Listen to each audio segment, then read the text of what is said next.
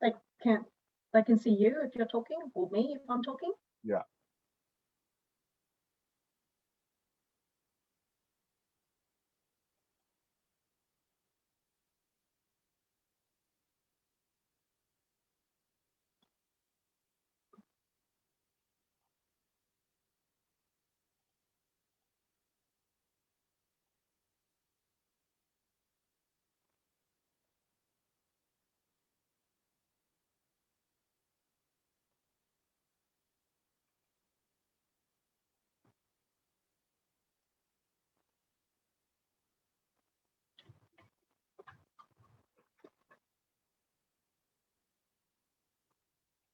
It's not letting me start.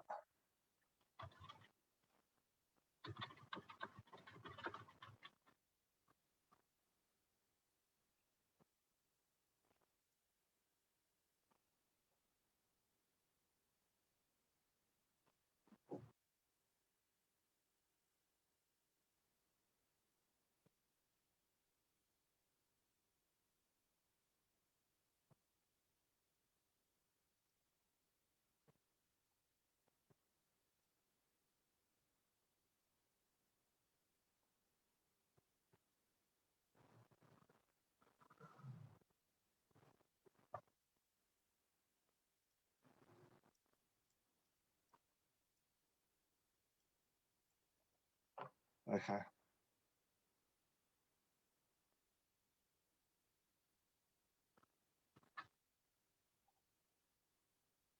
Welcome, ladies and gentlemen. We're just letting people join our webinar now. It's you're all just coming through, so just bear with us a moment as you you come through. I'm just watching the tick over. We're getting some really good numbers joining us at the moment, so we're up over 40 coming in. We've still got a lot more to come.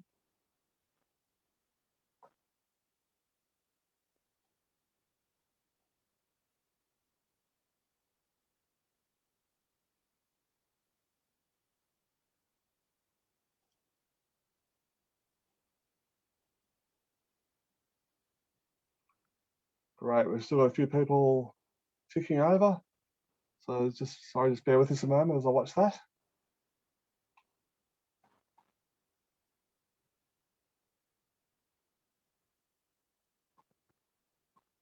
Great, well, thank you everybody for joining Tina and I. My name is Justin Colley. I'm the Business Development Manager at Australian Catholic Super.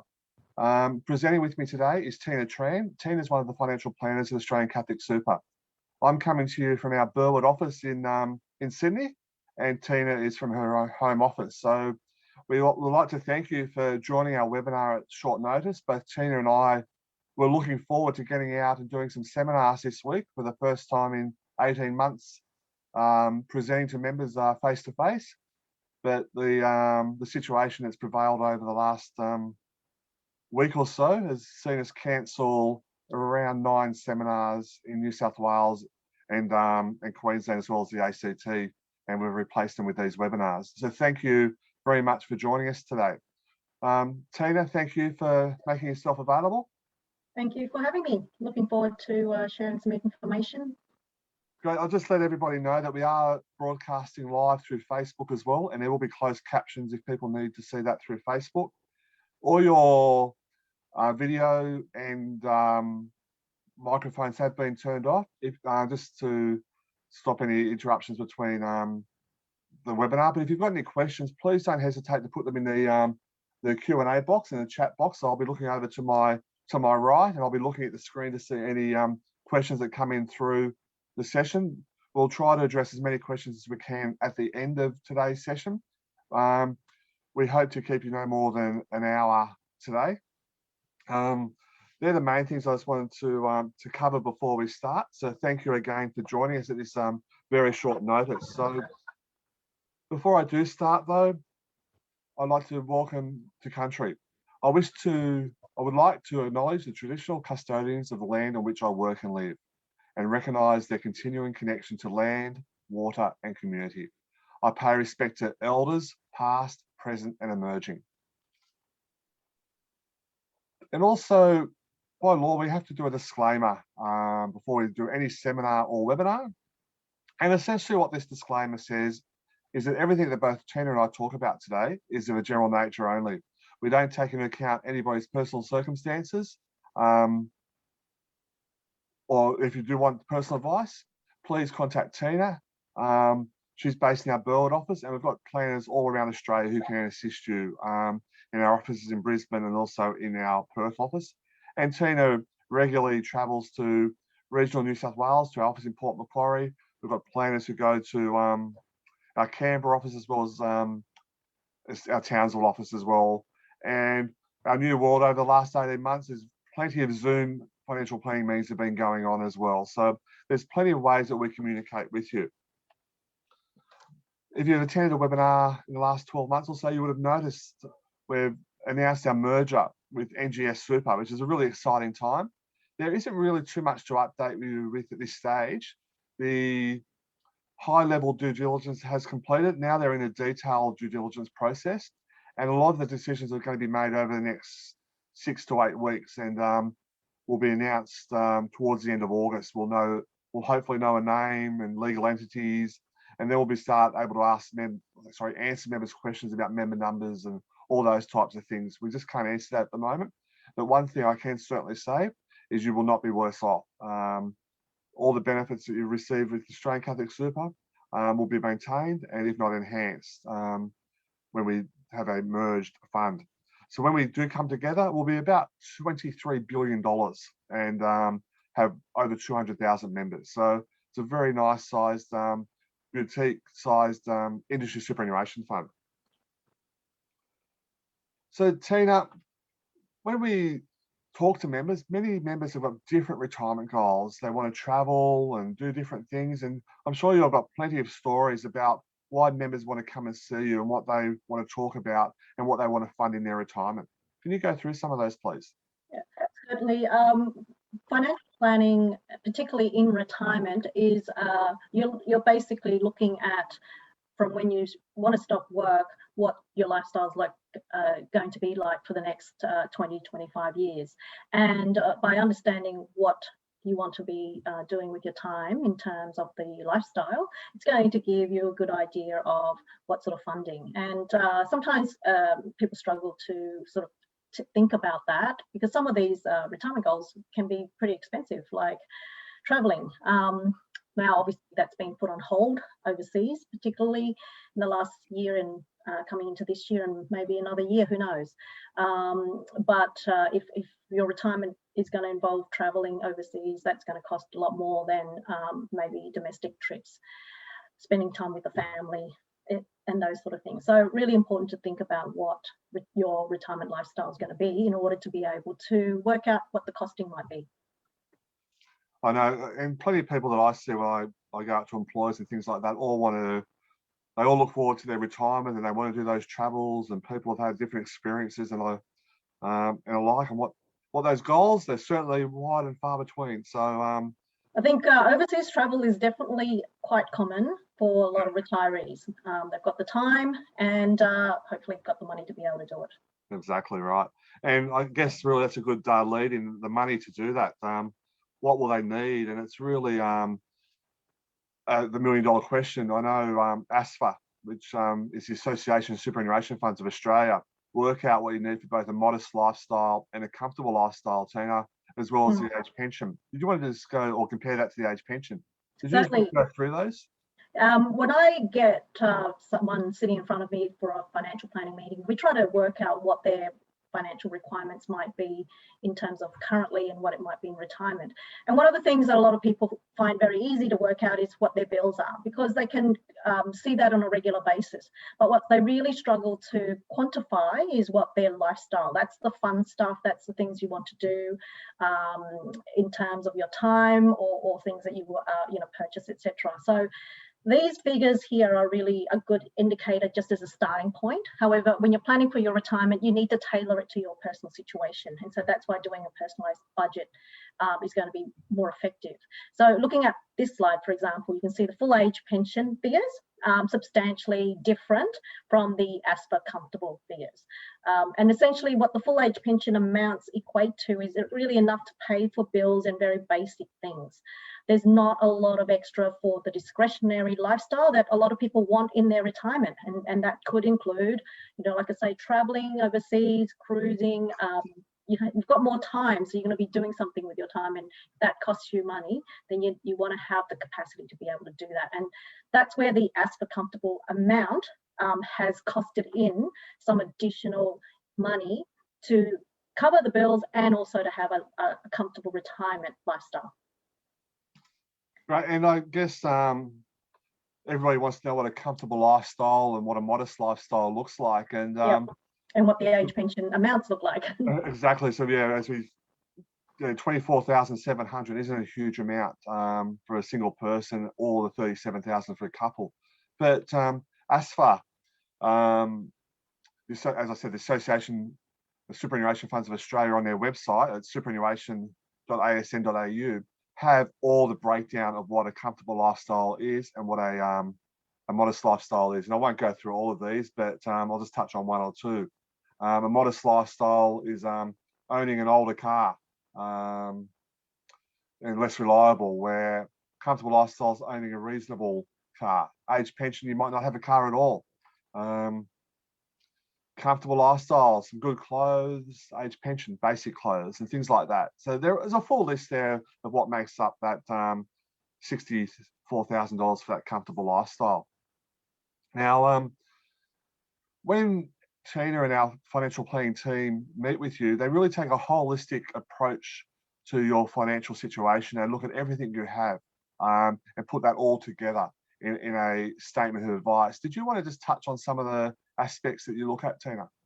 Certainly. So we're not just looking at your Australian Catholic Superannuation Fund.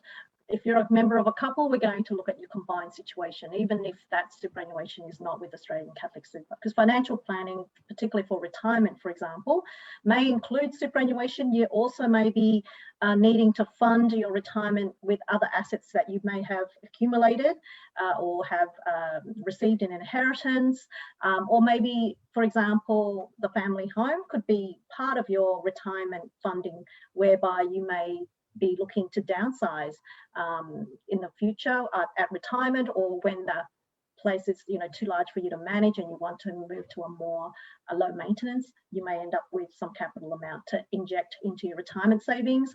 Lots of people I see have small parcels of shares that they've acquired as a result of some of the companies that have floated, like AMP, IAG and Telstra. They're the typical ones that I see for lots of members that end up with some shares if they haven't actively gone out and purchased shares. And of course, most people are going to have their superannuation, because if they've been working, they've got employer contributions at the very least, and then hopefully they've got a nicer amount because they've topped it up to support their retirement. And then lastly, if you've got an investment property that you've either purchased or inherited, that could also be a source of your retirement funding. So we're going to look at the whole picture and see how that all fits together. And in addition to that, of course, there's income support, which is the age pension. Great, thanks, Tina. And the tax benefits of saving with superannuation are quite good, and you get incentives from the government to do that. But you just want to touch on the tax savings with investing in super compared to a pension? So aside from the fact that we are working for a superannuation fund and we're looking after members' money, the reason for sort of the advice around boosting your superannuation as part of retirement strategy is because the superannuation structure is a very tax effective structure to build your retirement savings.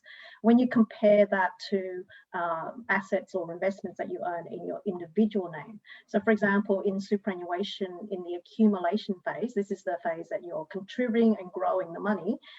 The tax on the investment earnings within the fund is up to 15%. If you had that investment in your own name, direct name, you'd be paying the income from the investment at your marginal tax rate. So if you're on a salary full-time, that could be in the 32.5% tax bracket or 37% tax bracket. So you're going to lose more of your investment income, which is why the superannuation structure allows you to accumulate much more faster, because there's less leakage of taxation on the investment earnings. And that applies for a transition to retirement pension as well. And then when you get to retirement, it's all tax-free. So an account-based pension that's from superannuation, in retirement, you don't pay any income tax on the investment earnings, and the pension payment is also tax-free from age 60. So it really makes it very attractive and simple, and also effective way to be building up your retirement savings using the superannuation. Great, thanks, Tina. And so funding your retirement using your super. So really, if you're aged between 58 and 59, you can retire and get access to superannuation. There is still tax implications to bear in mind there. I know the rate has changed today, being the 1st of July, and it's up to the first $225,000 is tax-free. But as Tina said in the previous slide, once you turn 60 and on an allocated pension, or if you take your superannuation, it's all tax-free.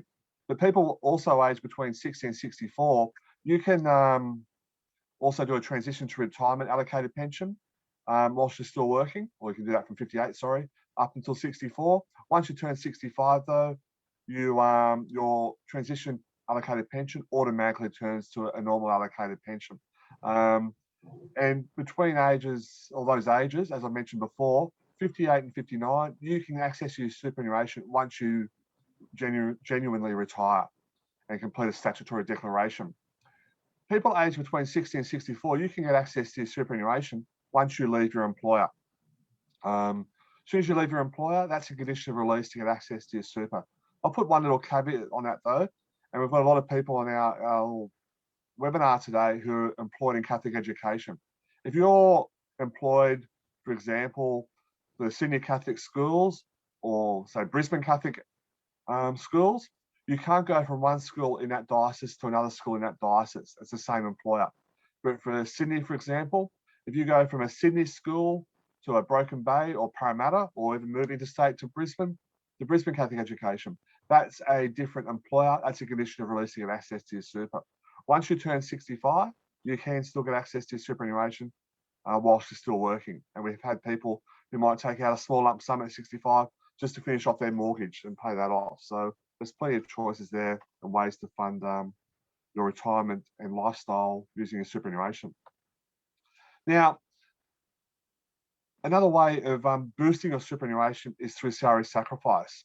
And the tax margins, the tax rates there, the marginal rates, they haven't changed at this stage, but people earning less than 18,200, well, you pay no tax at all.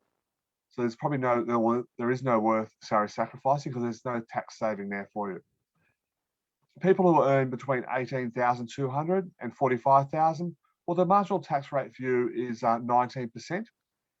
Salary sacrificing the super, you're only paying tax at 15%, so a 4% tax saving there.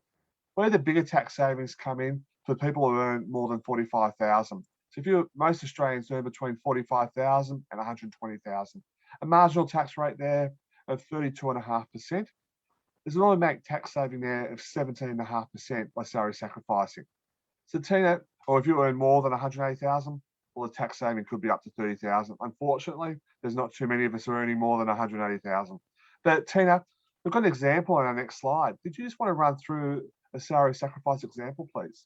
Certainly. So the tax benefit of superannuation, as I said, is not just while the money is in the superannuation structure, but this is getting the money in from salary. So ordinarily, in this example, you can see if someone was earning a fortnightly amount of $3,846, that's an annualized income before tax of $100,000. The left column shows you what the taxable income would be, how much the take-home pay is. So your pay office will have already taken out the income tax as per those tax rates, and that's what you're going to take home, $2,884. Now, the example on the right-hand side shows a calculation whereby you have an arrangement with your employer to put 5% of your salary into superannuation as a salary sacrifice arrangement. That is an amount of $192 per fortnight. So you can see that drops your taxable income by that amount, and the resulting take-home pay is a difference of $127. So you've given up $127 of take-home pay, but you will get $192 less 15% tax into superannuation, which is a tax saving of $66 per fortnight. Over a year, it's $1,716. Just a simple 10-year calculation, $17,160. That is the tax that you would have lost to income tax. And by salary sacrificing, you get to keep that money. So it's just keeping more of the money you've earned in a more effective structure to allow you to build that retirement savings. Right, thanks, Tina. And when you salary sacrifice, you do have to bear in mind there are some concessional contribution limits. And as of today, they have changed. So the concessional contributions are made up of all your employer contributions. So they're all your superannuation guarantee, which has now gone up also from today from 9.5% to 10%. So bear that in mind on your next pay slip from 1 July, your superannuation guarantee will be 10%, which will make it a lot easier for us when we're trying to do calculations in our head using 10%. That also is made up of those salary sacrifice contributions. So Tina just went through an example of salary sacrifice, and all any employer additional contributions and personal deductible contributions. So just for example, using that 10% in my head, if you're on a salary of $100,000, your employer's is already putting in $10,000 for you, 10%. So that leaves you with $17,500 that you could put in through salary sacrifice arrangements, or up to that amount. When those contributions do hit the fund, they are taxed at 15% as opposed to your marginal rate, which we've already spoken about. So it's great news that, one, the contribution caps have increased from 25,000 to 27,500. So if you're working at the contribution cap, certainly reach out to your employer to increase the amount that you are salary sacrificing. And also the 9.5% does increase to 10% from today. We've also got non-concessional contributions. They've also increased from today. So they're essentially 4 times the amount of the concessional contributions. So that has gone from $100,000 to $110,000 per year. Under 67, the age has now changed from 65 to 67. So under 67, you can put in up to 3 years worth, which is $330,000, called under the bring forward rule. Once you've done that, so if you're putting $300,000 in year 1, you can't put any additional contributions in year 2 and 3. Now, a lot of people usually laugh when we say limits of $100,000 a year or $110,000 now. But essentially what it's designed for is for people who might be approaching retirement. They may come into some inheritance, they may have other investments that they wish to sell, that they put all that into superannuation. So that's why the amounts are so large there. Once you turn 67 though, and between 67 and 74, you need to meet a work test to put that money in, and you can only do $110,000 per year. You can't use the bring forward rule after 67. So that work test simply says that you work for 40 hours over 30 consecutive days at any time during the financial year. So July comes around, you do 7 casual days, 6 or 7 casual days. There's your 40 hours. You can put money into superannuation for the rest of the financial year. Now, once you turn 75 though, there is no further money going to superannuation, only mandated award contributions from your employer. Now, there are other ways to contribute to super through the downsizer and spouse contributions. Did you want to touch on those, Tina? Certainly. The contribution caps for the concessional and the non-concessional annualised amount, you've got those from those previous slides. There are opportunities for possibly enhancing that further with regards to the concessional contributions, and that's only available to people who may have less than $500,000 in superannuation, and that's the carry forward provision. So that's a possibility. Always seek advice, of course, if you're going to make contributions above the annual cap, to make sure that you're eligible for carry forward. The other ways to boost your superannuation, aside from the concessional and non-concessional contributions, may be that from age 65, if you were to sell your home that you've lived in and you've got surplus money, you're able to make contributions under the downsizer rule. The downsizer cap is $300,000 per person. So for a couple, potentially could contribute up to $600,000. This is from age 65, and there are other criteria. As I said, it's got to be principal place of residence. You have to have owned it for or lived in it and owned it for 10 years or more. So it's important to check all the criteria before making contributions under the downsizer. The other ways to make contributions is a spouse contribution. So you can, if your spouse is a low-income earning spouse and you make a contribution into your spouse's superannuation account, as a contributor, if you're paying income tax, you could get a rebate for that contribution up to $3,000. The rebate is $540. So that's a little bit of an incentive that the government brought in to encourage contributions into a low income spouse who may not have as much in superannuation. And lastly, consolidating, not so much is a contribution, but of course it can ensure that your superannuation is growing effectively without sort of excess fees from having duplicate accounts, or maybe even insurances that might be duplicated. Again, it's important to check all of these things out to ensure that it is in your best interest and get advice before taking any action with regards to making contribution to stay within the caps or consolidating and ensuring that you're not going to have any impact around your insurances that you might want to keep or you have, and so forth. Great, thanks, Tina. And I'll probably just add on the consolidation side of it as well. And with all of this, that we can assist you at the fund at any time by contacting our call centre. And the call centre can assist you rolling over your money from other superannuation funds. And they can also do a search for any lost super for you. So call our call centre and I'm more than happy to assist you. You can also do it through, many of you have got the smartphone apps for the MyGov. And if you log on to the ATO section of the MyGov, under superannuation there, it lists any superannuation funds that you've got, and you can choose Australian Catholic Super as your primary superannuation fund, and tick for the tax office, the Australian Taxation Office, to transfer those monies from other funds to us. And what happens there is the ATO sends the fund a message, and we've got to transfer that to your chosen fund within a couple of days. So please, if you need assistance, or contact us, or you can do it yourself through the MyGov app. Now,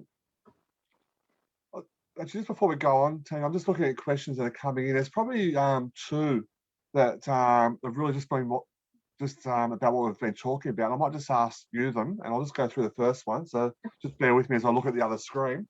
It said, I asked for salary sacrifice in July 2020, but it did not start till April 2021.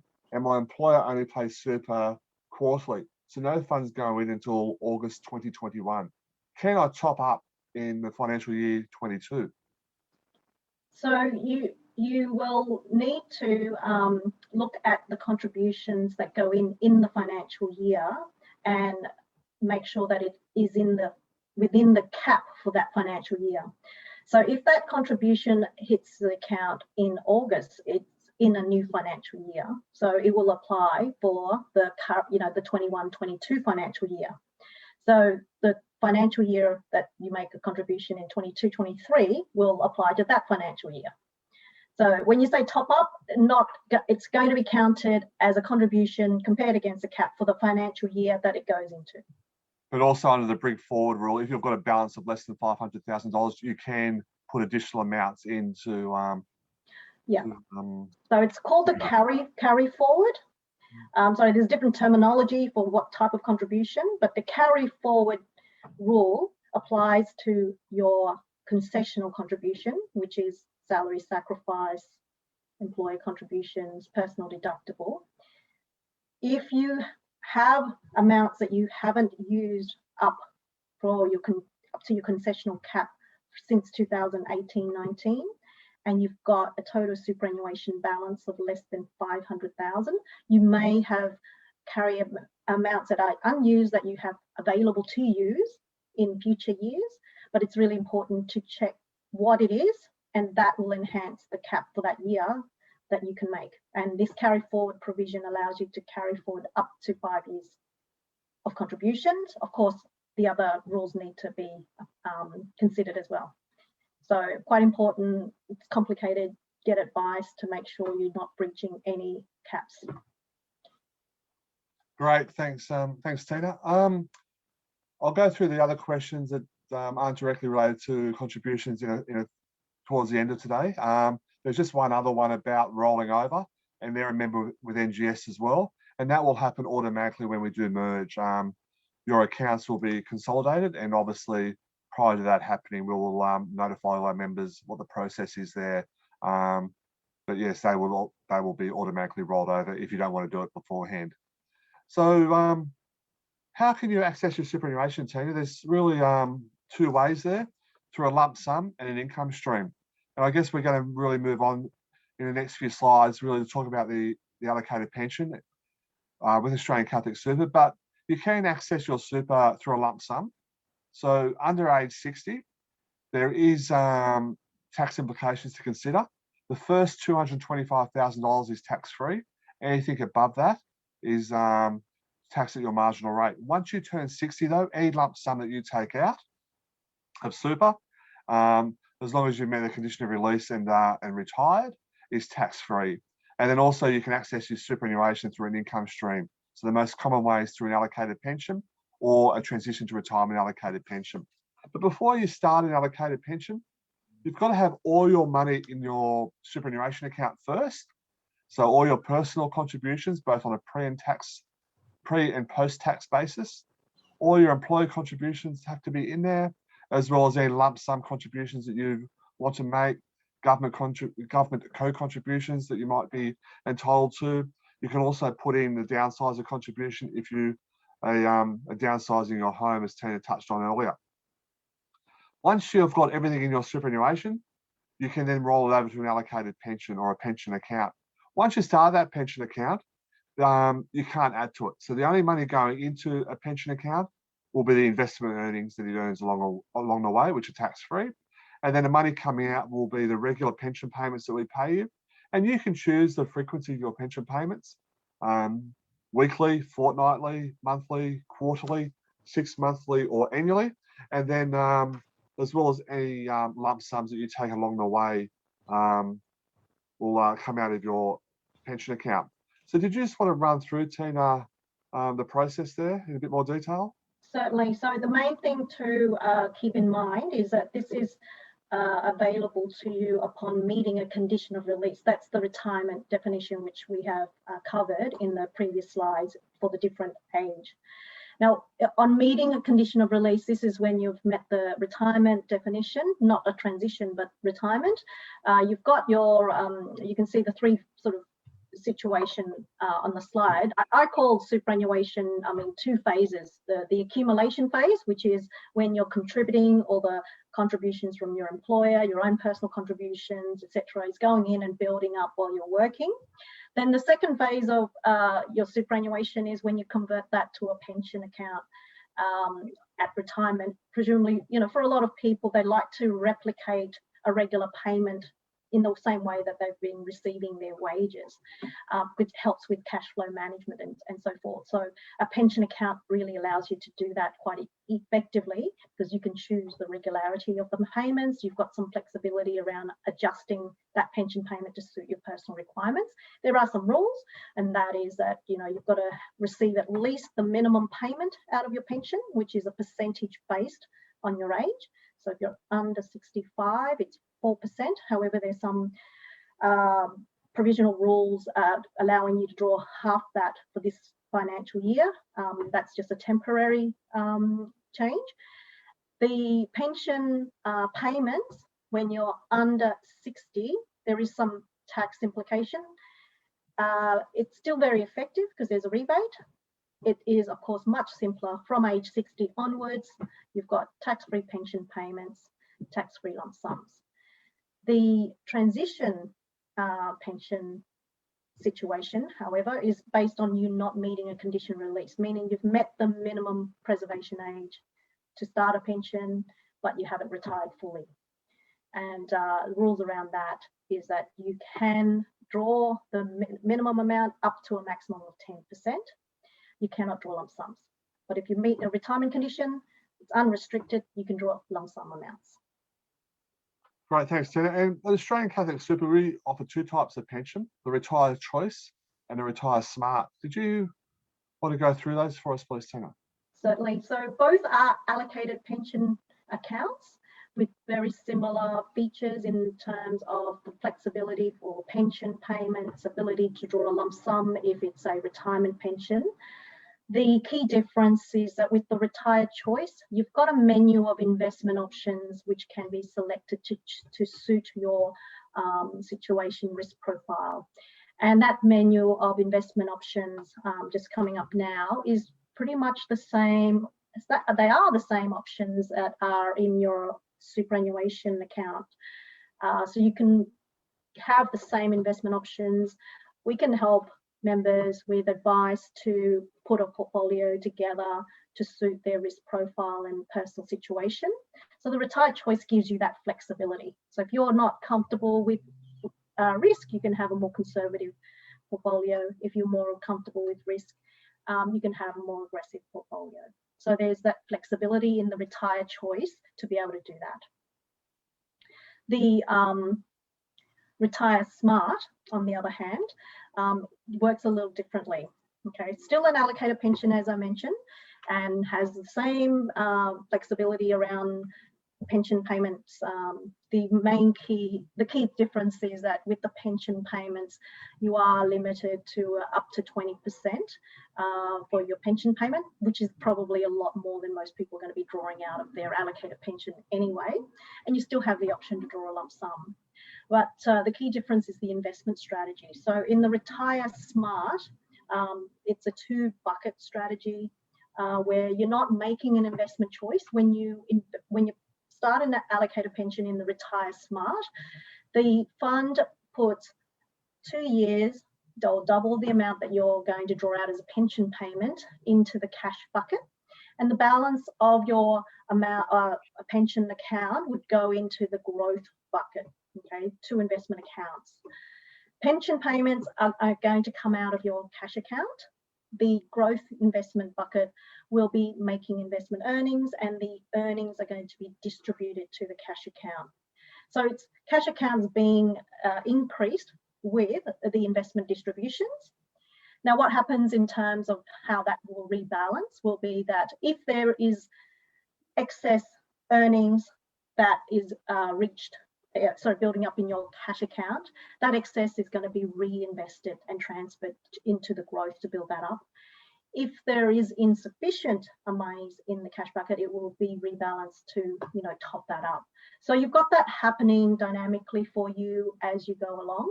And the idea there is that, money that isn't going to be drawn out in the short term, it's working for you in the growth assets bucket. Great, thanks, Tina.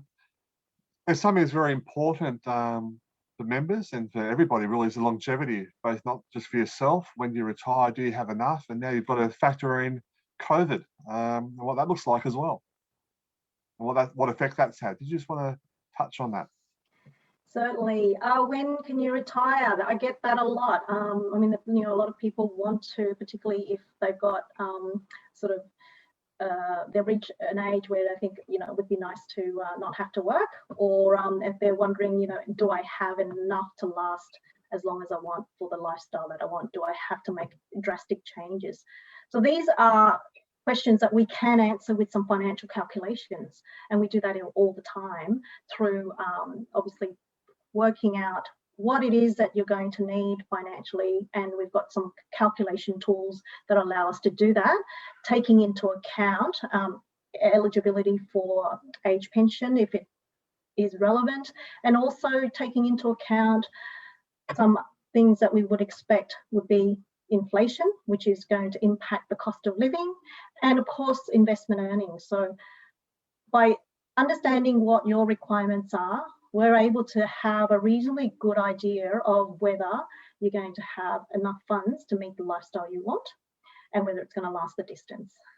Now, how has COVID changed that? I think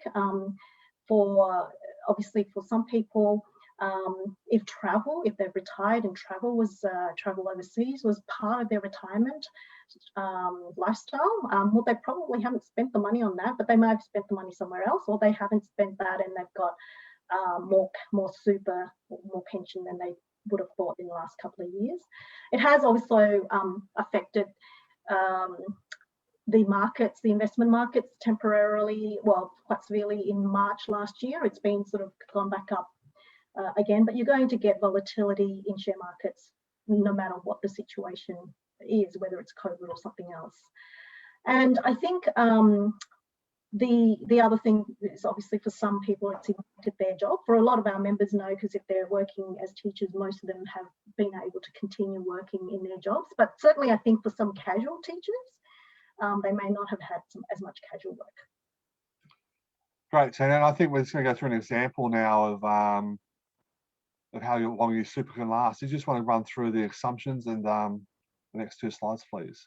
So this is how we can help members when they're seeking personalised advice on whether they're going to have enough in superannuation. So as I said, we use a financial tool calculator to be able to illustrate that. So in this example, we've got a couple, 65 years of age.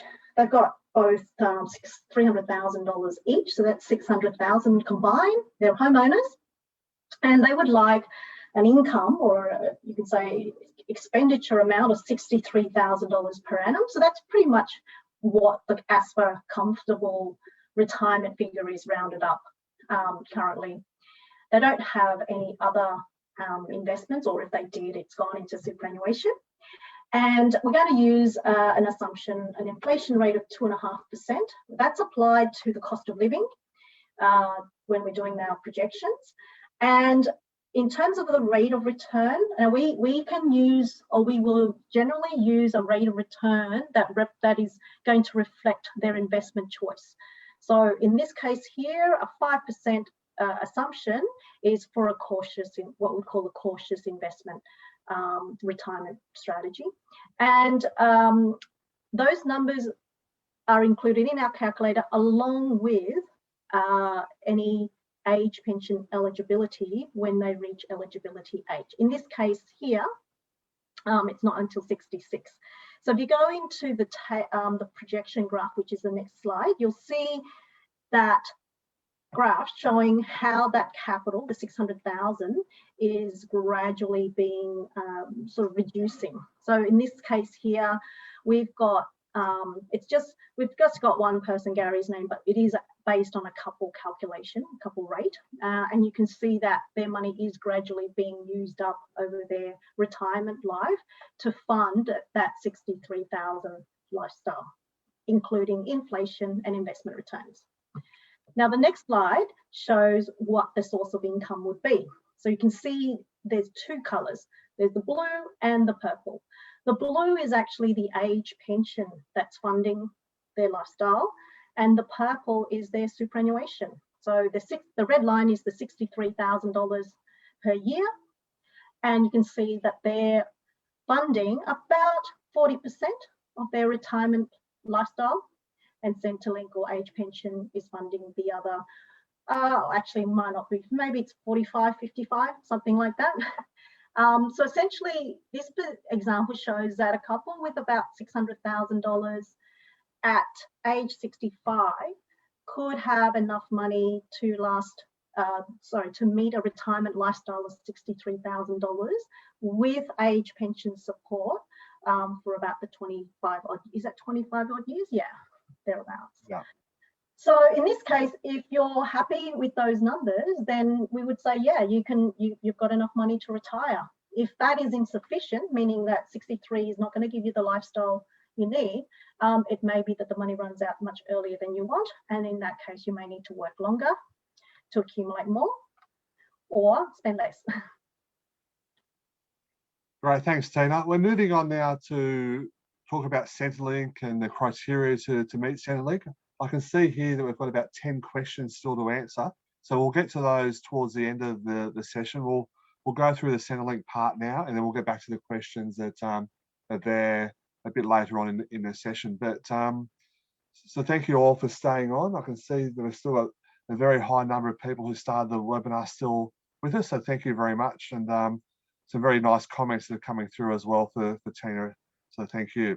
So for the age pension eligibility assessment criteria, looks at your age, which is now moving out to 67, and we're nearly there.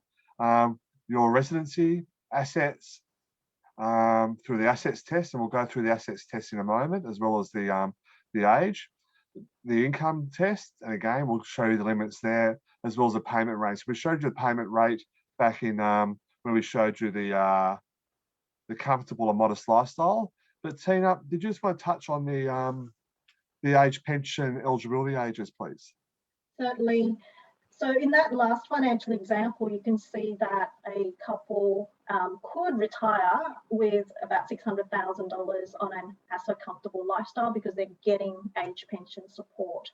Now, in terms of eligibility for that particular couple, they had to be self-funded for a year before the age pension kicked in. But age pension age, as you can see, is essentially gradually being increased to 67 for anyone born after 1st of January 1957. If you were born prior, then it will be between 66 years of age for 1st of January 1954 to 30th of June 1955. And then it goes up by 6 months for those born from 1 July 1955 to 31st December 1956. So even if you haven't reached pension age, you may still be able to retire. You will have to self-fund until you get to there. But whether you have retirement adequacy is very much going to be based on how much assets, superannuation you have that can support your needs and how it carries forward into the future, given all of those other parameters that we've looked at, which is inflation impacting the cost of living, and obviously the investment returns on any money that you're relying on to be invested to supplement your income on top of any age pension. So I know that there's a lot of numbers floating around, and I think $1 million was the magic number a lot of people may hear that you needed to retire. And in that example, we see it didn't have to be $1 million if your income requirements is within the ASPA range of comfortable. But of course, it might need to be $1 million or more if that's not going to be adequate for you for the retirement that you want.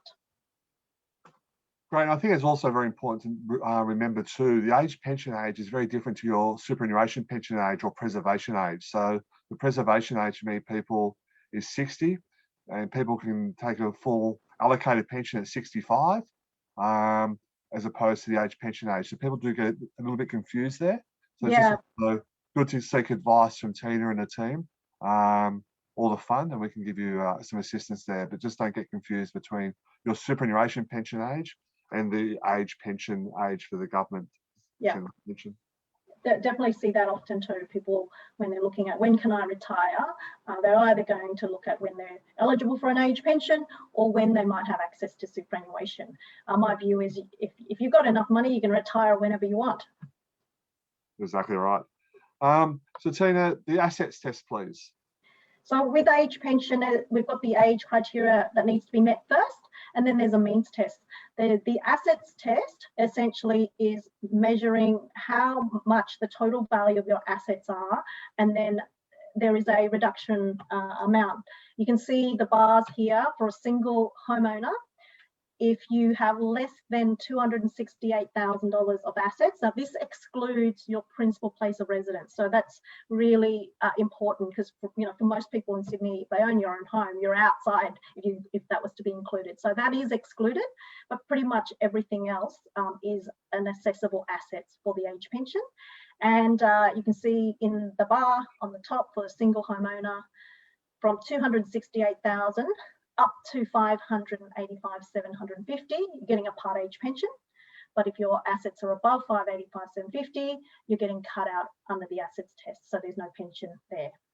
For the non-homeowner, it works in the same way, except the numbers are a little bit greater, and that's to obviously allow for the fact that you paying rent, and so you need more capital to be able to fund your living expenses, because rent's going to add to your normal living expenses. So they've been a little bit more generous with those numbers, and the lower threshold starts from 482,550 and it cuts out at 800,250. So that age pension from the bottom is full age pension, and then it graduates part age pension in that blue bar, and then the orange is no pension.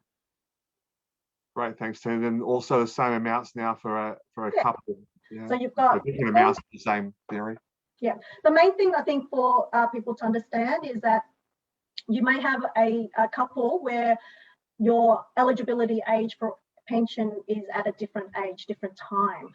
So in this instance, Centrelink is still going to be measuring you as a couple, but only one person of the couple would be eligible for the couple rate of age pension.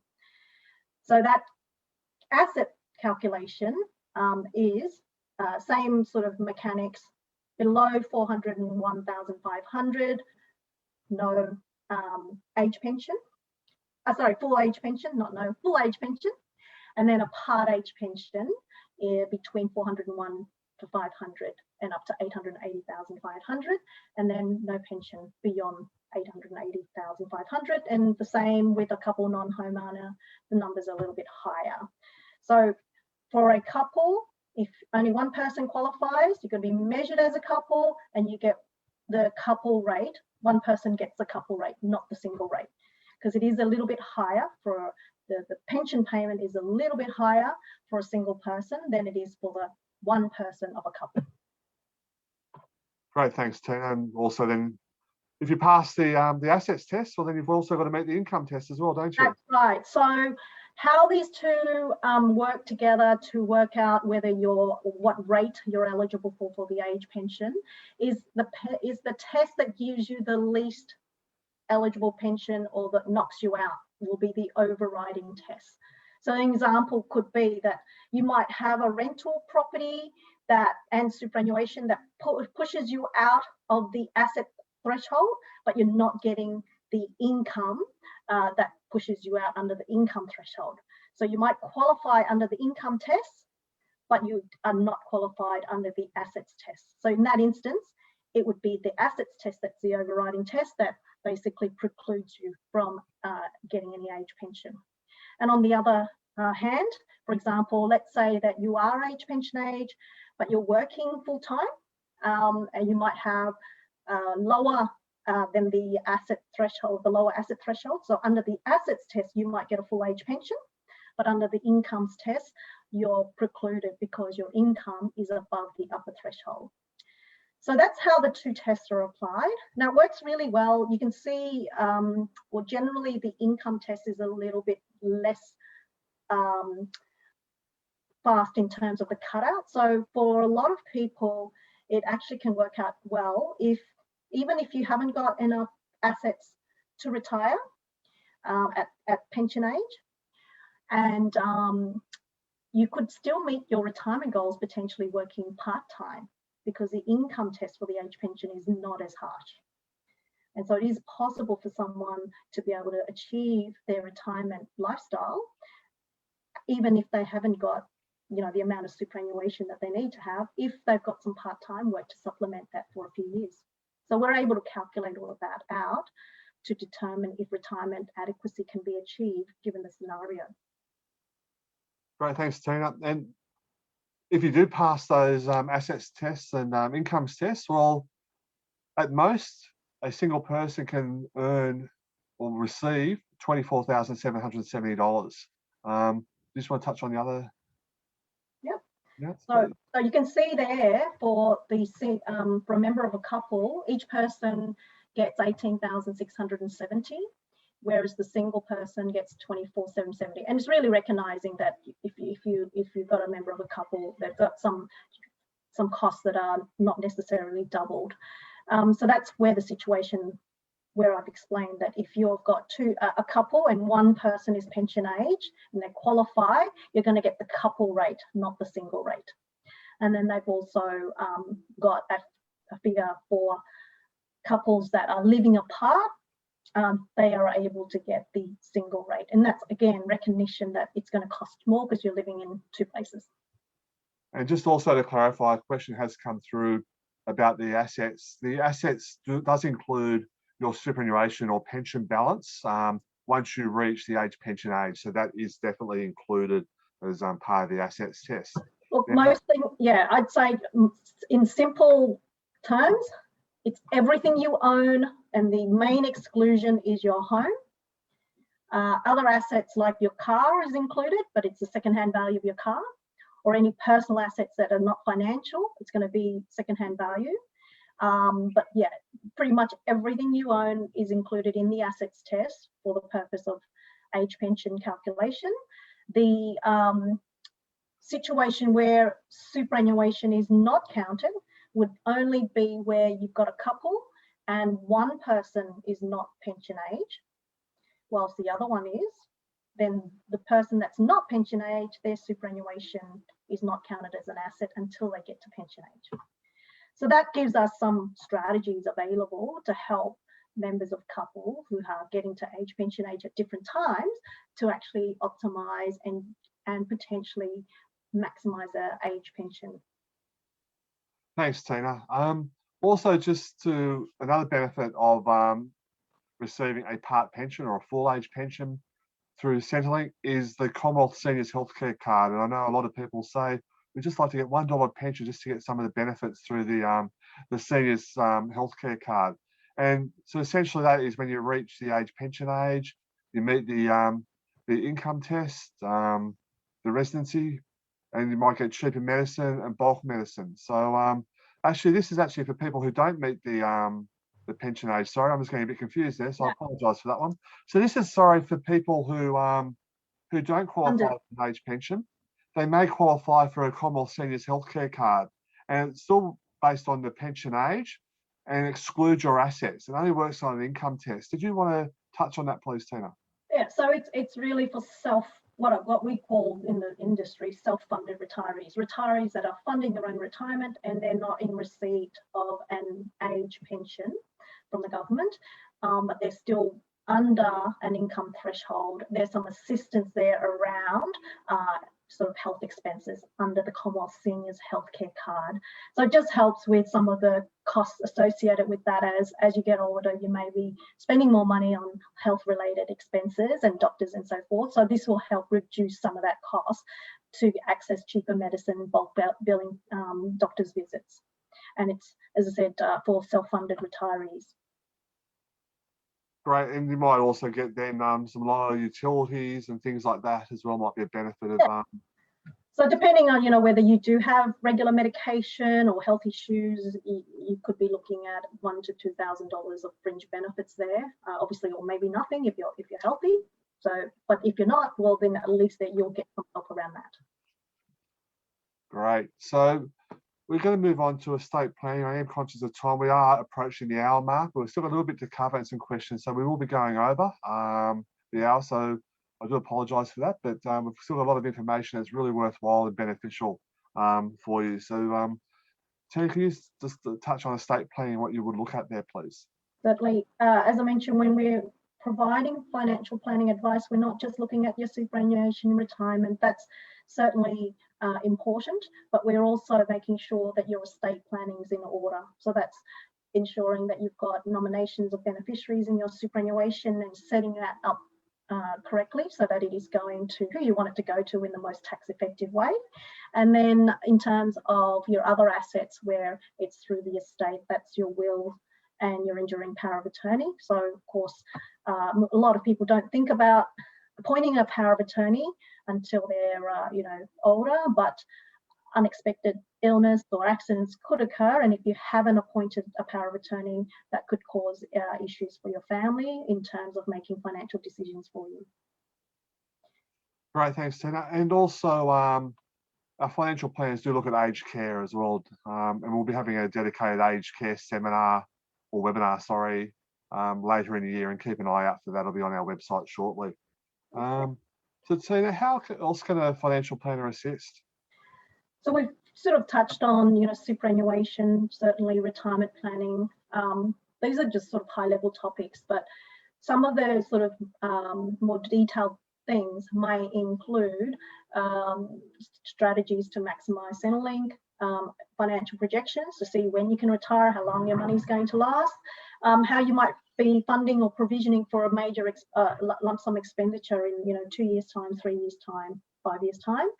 And as I just said before, at the estate planning side, there are some tax implications with regards to superannuation. So that's really sometimes relevant when we're providing advice, because we want to look at ways in which we can help members reduce any tax consequences on superannuation on death if they've got monies that are going to non-tax dependents. And lastly, sometimes there's circumstances where investing in superannuation may not be suitable due to either more money than the caps allow, or not wanting to have money locked up in superannuation because they want access. Then we can also provide advice on non-superannuation investment. So it may not be as tax effective, but it serves other purposes. So we're able to also deal with that as well. So it's really a comprehensive approach to how we can help get a better outcome for members, not just exclusively superannuation in terms of contributions, but we are going to be certainly taking advantage of what is available. Great. And so the value advice really is both tangible and intangible really for members. Some you can actually see the benefits straight up, and then other things that you might not see straight away. Did you just want to talk about that, please? Certainly, the tangible benefits, we can calculate if there's a tax savings, if we can help you make more informed investment choices. That's going to make that can be tangible, you can see that. But some of the intangible is really feeling a sense of having control around your money and having a sense of direction that you're going towards building your financial security in the way that you want that's going to meet. So you're designing your retirement, for example, or your life. And that's an intangible in that gives you peace of mind. I think that's something that we can't put a value on. We can certainly improve the financial outcomes in our strategies, but I think some of the intangibles are even more significant than that. Great. And at Australian Catholic Super, we offer 3 levels of advice. So the first is general advice, which is what I can assist you with. I can give you factual information about your account. You ask me who your beneficiary is, what investment option you're in, how much your salary sacrificing and the like, your insurance levels. They're all general information. Myself, as a business development manager, regional managers can all assist you with that, our call centre. Once you say to us, how much should I be salary sacrificing? Am I in the right investment option? That's when we would hand you over to both over the phone advice team or the comprehensive advice team. Did you want to just touch on, I guess you've really touched on what the comprehensive planners do, but what over the phone advice people do? So over the phone and comprehensive advice is considered personal advice, and it's going to be taking into account your personal situation and giving you specific personal advice to your situation. Over the phone, however, it is limited to very simple topics. So advisors on the phone can provide contribution into superannuation advice, single topic, can provide you with advice on insurance, the level of appropriate insurance. Again, it's related to your Australian Catholic Super. And lastly, investment choice. So they'll obviously do a risk assessment and make a recommendation on the appropriate investment option for you. So those are the single topic items over the phone advice that our planners can provide. The comprehensive pretty much covers everything on top of that for yourself and your partner, even if they're not members of Australian Catholic Super, because we take into account the whole situation and we look at the broader aspects of financial planning. Right, thanks, Jen. And also just in the chat facility, in your chat box, I've just put out a link there. So if you wanted to contact the fund for more information, so if you wanted to contact a planner for some comprehensive advice, over the phone advice or general information, we've just sent a link out to you that you can just complete the information box there, and one of our representatives will get in contact with you within the next 24 hours or so to assist you and make those appointments. With we've also got some upcoming webinars to keep an eye out for. We've rushed to put these investment webinars, these retirement planning webinars on. So we actually do have another one tomorrow and a couple planned for the next, or 3 for next week, and I think 2 for the week after that, to cater for all our friends who are in lockdown in New South Wales and Queensland and WA, and to replace the seminars that we had planned for those different states. We've also got our investment quarterly webinar coming up on the 9th of August with Michael Block. Michael will run through how the funds have performed over the last 12 months, and we'll have all our returns come through, what they were up until 30th of June. By then, we don't usually get our final returns until about 20 days after the end of the month. We'll also be getting a Centrelink webinar up, so just a bit more detail about Centrelink that we've gone through today, as well as an aged care webinar will be up towards the end of the year as well. We'd also ask you to look at our member portal as well. Our member portal gives you a lot of detailed information about your account. It gives you your most up-to-date balance.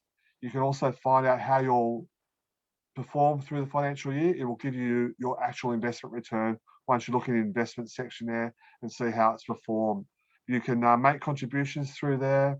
You can change your investment choice, work out how much insurance you have and whether you need to top it up. There's you can also update your non-binding sorry, I can't even talk at the moment, I apologize. You can also nominate your non-binding beneficiaries there as well.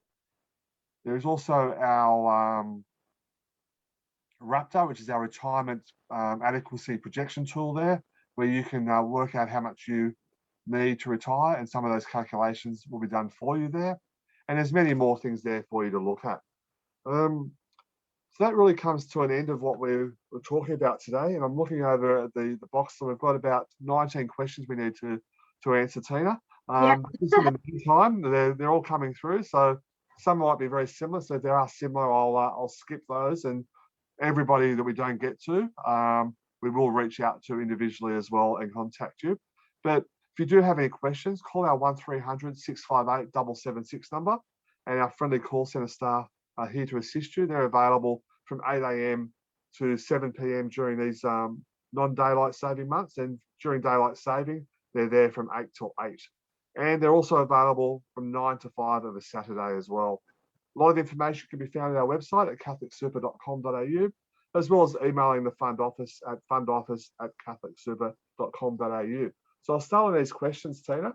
Yeah. So the first one is, I thought the work test had been recently abolished. I think I spoke about that earlier on, and that was abolished for people under 67, but from 67 onwards, you still need to meet the work test. It was mentioned in the budget announcement that they would be looking at that, but it's not legislated. So at the moment, the rules are that it isn't abolished. You still need to meet the work test, but the age that you need to meet the work test is above 67.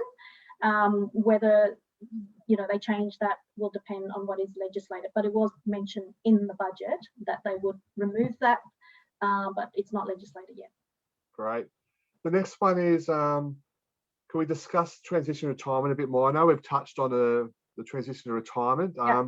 Essentially, the transition to retirement is really exactly the same as the allocated pension, except for 2 differences, isn't it, Tina? The maximum pension. From a product point of view, it's the same product. Okay, the product, a superannuation pension product under transition rules, it's the same product, with the key difference being is that you haven't met a condition of release, so your income payments are limited to the minimum payment up to 10%. You cannot make any lump sum withdrawals. So that's the main difference with the product. Now, what a lot of people might be referring to is, when should I start it, or can I start it? Now, that's really going to be a personalised situation, because it's not. If you're looking to utilise a transition to retirement product because you want to generate more income, you want to start drawing on income from your superannuation for different reasons. For example, because you want to go part-time, reduce your wages, but you need to supplement that income. That could be a valid reason. It could be that you want to generate more income to try and accelerate debt reduction, to try and pay off your loans quicker. It could be part of a wealth accumulation strategy if your salary sacrifice to the maximum cannot be reached because there wouldn't be enough take-home pay. That could also be a reason. So when we're looking at, when it's appropriate, we're going to tailor that to the personal situation to ensure that it is going to be getting you a better outcome. Because keep in mind, once you draw on your super, you're not building it as much. And I guess another question we've had following that is, when should you transfer into a transition to retirement? Really, it's on individual circumstances. That's right. The That is rules from are, age 58, but it's really best to talk to you and the team to see if it's appropriate, really. That's right. So we know that you can start it from preservation age, but should you start it is going to depend on your situation, whether it's going to give you a better outcome. Great, thank you. We've got the next question is, how much does a personal appointment cost and what does it entail? So with our personal advice over the phone, there's no cost. So that's part of your, your member service, but it is very limited. You're looking at comprehensive advice. Our initial meeting, there's no cost or obligation. We can provide general information, but really it's an appointment for us to ascertain where your situation is and how we might be able to help with personal advice, and then we can give you a fixed price quote, because at that time we know what your situation is, how complex it's going to be. But if you want a range of sort of amounts, it could range from $1,000 up to $3,500, depending on if it's a couple with more complex situation. Great, thanks, Tim. The next question we've got, I'll answer this one, is can we get a copy of these slides? We don't usually send these slides out. However, we will send out an email with a survey after this webinar. Probably in the next hour or two, you'll receive an email thanking you for attending and just asking you to let us know ways that we can improve, what we've done well, what we can improve on. Again, whether you need advice, if you didn't want to use that link, we can also use the survey there. If you put in a comment that you would like the slides, I'll ensure that I get them emailed out to you. So if you send it there to complete the survey form, we'll send those forms or these slides out to you. The next question is, if one member of a couple has 2 jobs, can he arrange for the employer's super contributions from one job to be transferred to his partner's super account? The answer would be no. So you're not able to have your employer super going into someone else's account. It's going to go into your own superannuation account. However, there is superannuation rules that allow what couples can do is it's called a spouse superannuation split, which allows you to transfer up to 85% of your concessional contributions to your spouse after the contribution has been made. So that's called a spouse superannuation split, but it doesn't actually originate from the employer. That contribution has to go into your own account first, and then you could split it across to your spouse. I guess it's also important to know, what a lot of people also ask when you approach retirement, can you have a joint superannuation account? The answer is no. You've really got to have your superannuation account in your own name, and you can't split it between. Not a joint account. not a joint account like you might a bank account or a mortgage, yep, and so on. So the next question is, what is the return we could expect on the funds we have in super? That's every return is really different, and we've got so many different returns now with our life cycle alone. There's 31 different returns there, depending which investment option you're in. All the returns are on our website, but it has been quite a good year. So, but I just haven't got the final returns yet for this year. But they are, your actual individual return will be on your member portal, and we'll be publishing our annual returns for the fund around the 20th of July, I think it is. The next question is, can I clarify, you can only make a downsized contribution of $300,000 per person to super after age 65? Yes, from age 65 onwards, yeah. Great. The next one is... I mean, basically before 65, you've got the non-concessional cap, but yes, it's from age 65. Great. So next one is, it's really just a comment. Great webinar, so thank you very much for that. We'll need to make an appointment with Tina about transitioning to retirement strategy. This has been very helpful. Sorry, I thought there was a question there, so sorry about that. I don't want to give too much praise there. If I earn $30,000 a year, is there a limit on salary sacrifice? So it doesn't matter what you earn in salary, the cap for salary sacrifice applies to everyone. And it'd be worthwhile just looking at that too, because the first 18,200 you don't pay tax on anyway. So then you also have to look at any low income offsets and things like that. So if you are salary sacrificing on 30,000, it may not be beneficial. It may be worthwhile putting in post-tax contributions.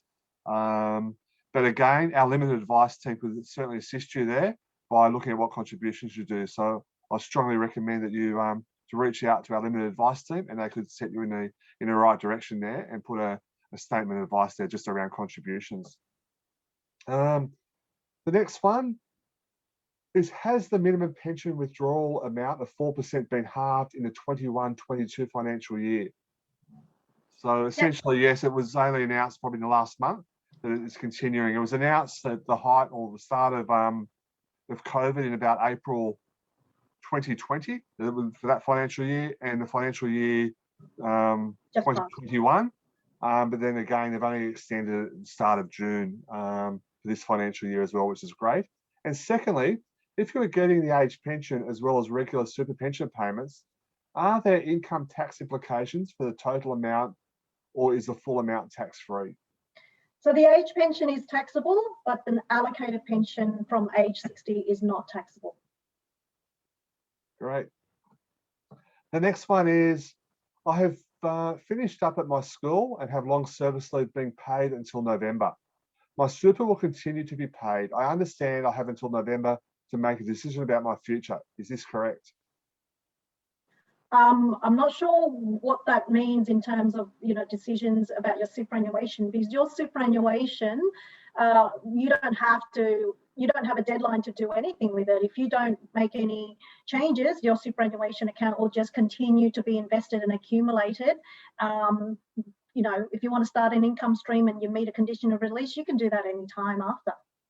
Yeah, so essentially there is no deadline for you to make a decision. So you might just finish your employment at the end of November when you're on long service leave, but then it just means you're receiving no further contributions. You can leave your superannuation account going to your 100, but you've obviously got to live. So that's where we would say then make a decision on how you want to receive an income through using all superannuation savings. And that could well be through an allocated pension. That's where Tina and the team can assist you in setting one up. The next one is, what is the income test for the self-funded retiree to get that healthcare card? I will look it up now. No, it's just over 60,000. It's about $80,000, $90,000 for a couple. Yeah, I thought it was just over 60,000 for a single and close to 90 for a couple, but the exact amount I just don't have on the top of my head. And also, it's not the way that you would measure income, like the way the tax office measures income. So not your gross taxable income. Yeah, so with your allocated pensions, it is deemed, which is the same methodology that Centrelink uses for people who are on the age pension. If you've got, so it's taxable income plus deemed income. It's called an adjusted taxable income. So that's where you find that you might be drawing, let's say, $60,000 as a single person from your allocated pension, but it actually may not be deemed at that rate because the deemed rates are quite low. Great. I'm just reading the next few questions ahead here, Tina. There's a few comments there that I won't, which aren't really questions, so I won't ask those ones to you. But the next one is it better to salary sacrifice the super before tax, or does a lump sum paid from after-tax income in each year work the same? So I guess it's really making a deductible lump sum contribution as opposed to fortnightly contributions, I guess, is the question. What's better? It works out the same. It's just that with the salary sacrifice, it's regularly done at source. So meaning that, you're getting the tax benefit each fortnight. Whereas if you wait and if you make a lump sum and then claim a tax deduction, that tax savings doesn't come back to you until after you've done your tax return. So, but the result is the same. The taxable income result should be the same. Okay, great, thanks, Tina. The next one is, I'll just go back to it because they've finished it off now with a question. I live with a friend, our incomes are completely separate, and I own a rental property. Is my rental classed as my home? And two, can I apply as a single? Well, if it's a friend, then you should be able to, because couples are, I guess, different definition. So if it's a friend, then you would be classified as a single and I mean, you know, your home, the one that you live in, is exempt, but any other property you own will be an assessable asset. So really, the rental would be classed as a asset, not exempt, and but you can certainly apply for the pension as a single person. Yeah. Great. The next question is, Tina, what is the cost of getting comprehensive advice? I think I've already mentioned that before. Basically, there's no initial cost. So that first meeting, we can obviously help with giving you some education, information, alerting you to what the situation, where you're at, and how we might be able to get a better outcome for you. So general discussion, but from that meeting, we can ascertain what the complexity of your situation is and give you a fixed price quote. So the cost of advice can vary, whether it's a single person, a couple, are we dealing with insurance advice? I mean, you know, the whole comprehensive advice area. So as I mentioned, it can range between $1,000 to $3,500. That's sort of guideline, but it's going to come down to your situation, how many topics we're going to have to deal with in terms of providing that personal advice. Great, thanks, Tina. There's sort of a couple more. The member said, I also couldn't quite catch whether super was included in your assets cap. It is if you're pension age, yes. Yeah. So as I mentioned, everything, so superannuation assets. Now, some people, not many, but I've come across, maybe their partner or a couple get a lifetime pension from a superannuation, you know, that they have an old type of scheme where it's a fortnightly pension, but there's no asset value. So in that type of superannuation, it's only an income, there's no asset value. But if there is an asset value, because it's an investment, an accumulation account, then yes, it is included in the assets test if you are pension age. Great. There's one last question, then a few comments. So the last question we're going to take now, Tina, I'll just, we've already touched on it partly, but is it better to use long service leave before retirement or take it as a lump sum? Okay, so if you take it as a lump sum, then you may not get the superannuation guarantee payments, which is going to be 10% of your salary. That's potentially what you could forfeit if you take it as a lump sum. If you take it as a lump sum, you may also pay more tax depending on where that lump sum occurs. Let's say, you know, you take it as a lump sum and you've received almost a full year of income, and then you're tacking on a lump sum on top, then you could be paying more tax. So in that regard, it may not be as financially beneficial, but there are circumstances where it might be. Let's say that you could be eligible for an age pension straight away if you stop work. So taking a lump sum means you're potentially eligible, but if you take a pension, take it as time off, you're deferring that eligibility if your income is over the threshold. So that's a little bit tricky there if that comes into play. But on a simple terms, lump sums means that the superannuation guarantee payments may not be paid, whereas if you take it as a regular payment, you'll get the superannuation guarantee payments.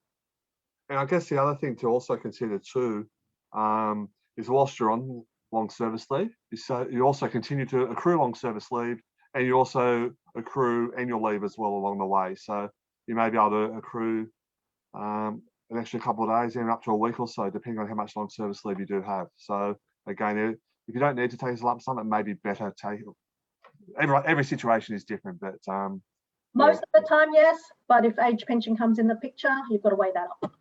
Definitely, yeah. So they're pretty much all the questions I've got. The rest are all just very nice and flattering comments, so which we're very thankful for.